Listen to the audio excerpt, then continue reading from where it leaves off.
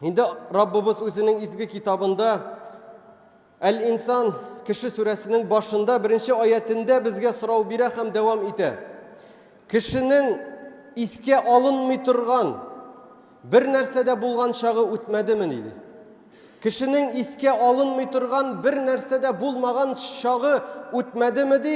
Без кешене сынар өчен ир белән хатыннан кушылган тамчыдан яралттык һәм аны ишетә һәм күрә торган иттек. Без аятлар иңдереп, далилләр китереп, аңа туры юлны күрсәттек. Я шөкер кылучы була диде, яки кафир булыр диде. Бүгенге сүзебез мөхтәрәм җәмәгать шушы аятлар турында барыр. Беренчедән җәмәгать беренче аятны укыганда ук ул аятның асылына төшенү өчен без иң беренче бу аят безнең турыда икәнен төшенергә тиеш. Чөнки җәмәгать без дә кеше.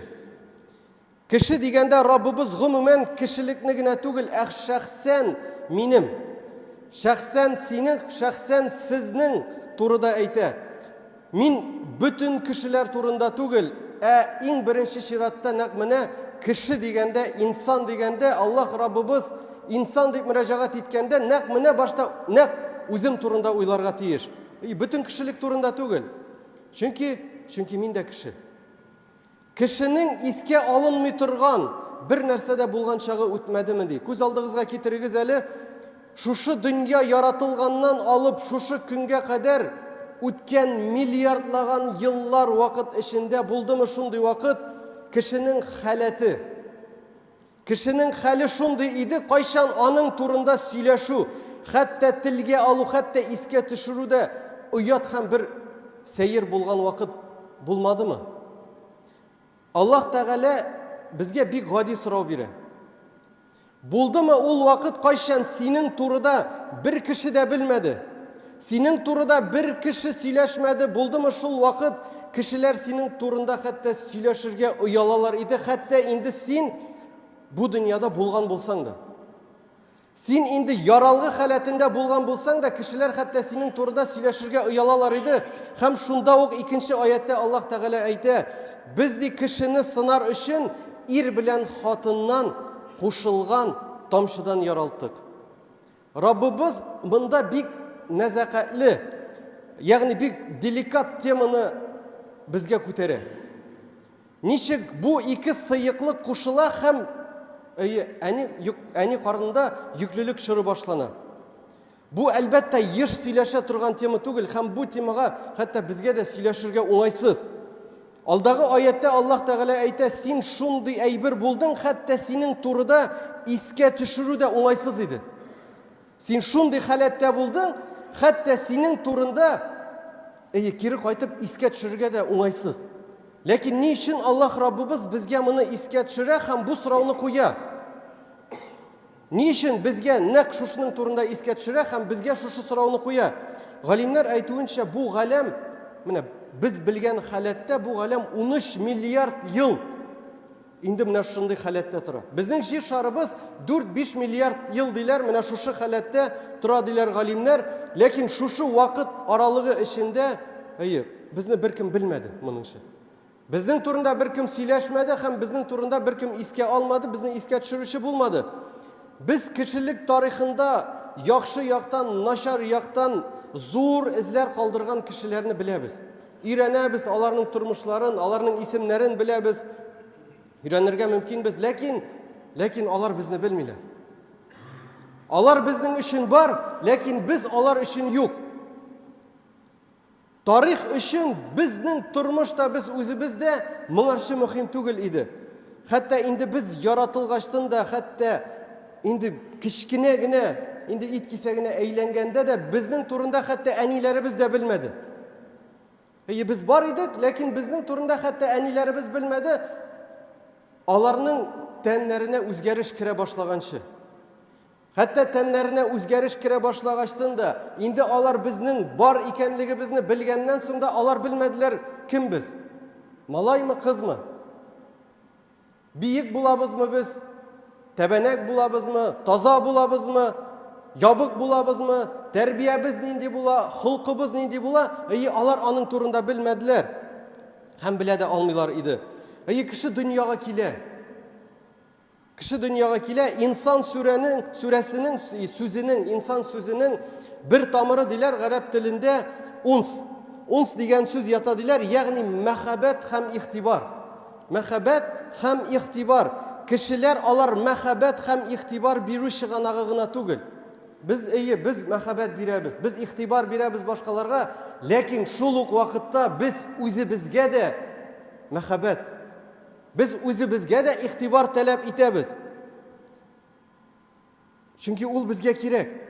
Кеше бу дөньяга килеп яши башлаганнан үзенә игътибар таләп итә башлый. Кем балалар тәрбияләгән, моны беләләр. Хәтта кечкенә сабый бала, әле кем бишектә ята, ул да үзенә игътибар таләп итә. Акыра, җылый, ничек кулга аласың, ул тынычлана. Кире куясың, тагын кычкыра башлый. Сорый, тагын кулга ал. Инде балалар үсә башлагачтан, беләбез, инде сөйләшә, йөри башлагачтан, кара әни, мин нәрсә ясадым? Кара әти, мин ничек бер аякта сикерә алам? Кара әти, мин ничек гол кертәм? Кара әти, мин ничек йөгерәм? Кара әни, минем нәрсә килеп чыкты? Балалар да алар үзләренә гел игътибар таләп итә. Балага кирәк игътибар, кирәк аны искә төшерү, аның турында сөйләү. Үсә барган сайын яшүсмер вакытта малайларның, кызларның инде аерыла. Үзләренә игътибар ничек алар җәлеп итәләр. Кызлар инде бизәнә башлыйлар. Аларның киемнәре үзгәрә. Үсә барган сайын хуш буйлар сибә башлыйлар. Киенә башлыйлар. Киену дип әйтеп булса инде, бәлки киресенчә шишенә башлыйлардыр. Игътибар таләп итәләр. Прическалар ясый башлыйлар. Бу бер элемент. Үзләренә игътибарны җәлеп итү.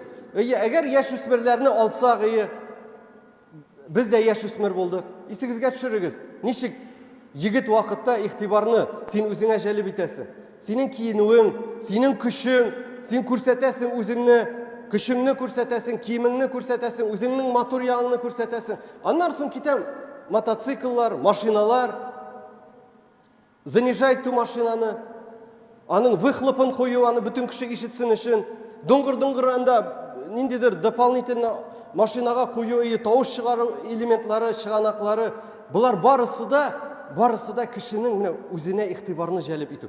Кемдер аның белән килешә, кемдер әйтергә мөмкин, юк, бу аның өчен түгел, сез нәрсә инде? Юк. Ләкин асылда кеше үзенә игътибар таләп итә. Аңа ул мөһим. Аңа мөһим ул игътибар. Без шундый. Аллаһ Раббыбыз безне шулай итеп яратты, безгә игътибар биргәндә, безгә хуплау булганда, безгә ул рәхәт. Ләкин бүген икенче ягы бар, без нәрсәдә аны күрәбез? Кешеләрнең ялгызлыгы. Кайчан кешегә игътибар юк. Кайчан кешенең эшен хупламыйлар. Бер кеше дә хупламый. Аңа игътибар да юк. Аның турында сөйләшмиләр дә, аның башлана депрессия. Ул әйтә, мин ялгыз ди. Мин бер кемгә кирәк түгел ди. Менә бу икенче ягы игътибар булмауның, инде ул үзен киресенчә бәхетсез итеп тоя башлый. Бүген гомумән тулы бер өлкә үзенә нигез итеп алды, менә бу кешеләрнең игътибарга, хуплауга булган мохтаҗлыгын. Бу социаль шелтәрләр. Социаль шелтәрләр үзләренә нигез итеп алдылар кешенең менә бу сыйфатын. Әгәр дә кешенең бу сыйфаты булмаса, кеше үзенә игътибар таләп иткән булмаса, социаль шелтәрләр гомумән эшли алмаган булырлар иде. Чөнки син кая бардың, нәрсә ашадың, кем белән күрештең, диплом нинди синең, тегесе нинди синең, киемең нинди синең, монысы нәрсә синең, бөтенсе социаль шелтәрләрдә. Әйткәнемчә, хәтта нәрсә ашаганнан хәтлек. Ләкин кешенең булды шундый чоры, кайчан аның турында беркем белми иде. Беркем белми иде һәм шундый чор булачак, җәмәгать кайчан аны онытачаклар. Безгә кадәр күпме атаклы галимнәр килеп киттеләр, күпме патшалар килеп киттеләр, күпме бай кешеләр килеп киттеләр. Күпме уйлап чыгаручылар килеп киттеләр. Без менә аларның җимешләре белән кулланабыз, ләкин күпме без аларны искә төшерәбез. Хәтта алар турында гына түгел, biz үзебезнең иң якын булганнарыбыз турында, туганнарыбыз, әти-әниләребез булсын, без сирәк-мирәк искә төшерергә мөмкин. Кеше оныта. Кеше оныта. Тик ни өчен Аллаһ Тәгалә безгә, безнең өчен мөһим итте менә шушы казанышларга, гамәлләргә хуплау алуны, аларны күрсәтүне, алар белән танылу алуны, ни өчен Аллаһ Тәгалә бирде безгә бу сыйфатны? Без диде, аятлар иңдереп, далилләр китереп, аңа туры юлны күрсәттек. Кешегә туры юлны күрсәттек диде. Biz үзебезнең гомерне шушы Аллаһ безнең өчен әзерләгән юлдан үтәбез. Көн арты көн үтә, безнең гомер үтә һәм без якынлашабыз үзебезнең үлемебезгә. Син бу юлга яңалык кертә алмыйсың берничекте. Танысыңмы син моны, юкмы син шушы юлдан үтүче генә, син путник. Ләкин бу тышкы юл, тышкы юл. Ләкин без күңелебездән тагын бер юлны үтәбез. Тышкы юлдан бер юлны үтсәк, эшебездә, күңелебездә, калбыбездә, аңыбыз, акылыбыз белән безнең икенче юл бара. Икенче юлны үтәбез. Һәм Аллаһ тели бу юлны без аның белән бәйләүне. Без Аллаһ белән бу юлны бәйләүне тели, чөнки без Аллаһтан килдек һәм Аллаһка кайтабыз. Безнең юлыбызның ахырында Аллаһ булачак.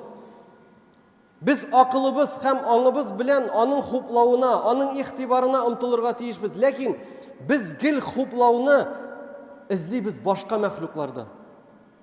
Безнең өчен мөһим хуплау кешеләрдән, Аллаһның мәхлукларыннан. Аллаһ тели безнең аң белән, акыл белән, калб белән аңа омтылуны, аның хуплауына омтылуны гыйбадәтем белән.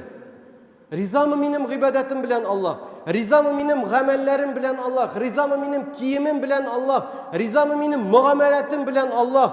Ризамы минем тәрбиям белән, әхлагым белән Аллаһ. Ул тели шуны, ләкин без өметләнәбез хуплау алырга башка кешеләрдән, башка мәхлуклардан. Һәм без әзерме юлның ахырында инде Аллаһ Раббыбыз белән күрешергә. Чөнки аятта әйтә, юл күрсәттек диде. Юл күрсәттек, аны шул юлга бастырдык, яки ул шөкер кылучы, яки күфер булыр диде. Күферлек кылган булыр диде. Бу сүрәнең ахырына таба Аллаһ җәннәткә керүчеләрне сүрәтлей. Инсан сүрәсенең ахырына таба инде яртысыннан үтеп киткәчтән Аллаһ Тәгалә җәннәткә керүчеләрне сүрәтли. Аларны диде матур киемнәргә киендереп Аллаһ янына алып килерләр һәм Аллаһ әйтә: "Бу сезгә, менә бу сезгә, бөтен җәннәт сезгә, сезнең тырышлык өчен. Сезнең тырышлык өчен менә бу бөтен җәннәт сезгә" диде. Бөтен кеше синең турында оныткан вакытта Аллаһ синең турында онытмый. Аллаһ безнең аның ризалыгына, аның хуплауына тырышуыбызны бу гамәлләрнең гомеренә караганда да узыррак искә төшерә. Истә тута. Галәмнәр 13 миллиард ел яшәгән булса да, Аллаһ Тәгалә безнең гамәлләр турында, безнең аның ризалыгына омтылу турында, безнең тырышлык турында 13 миллиард елга караганда да күбрәк истә тута.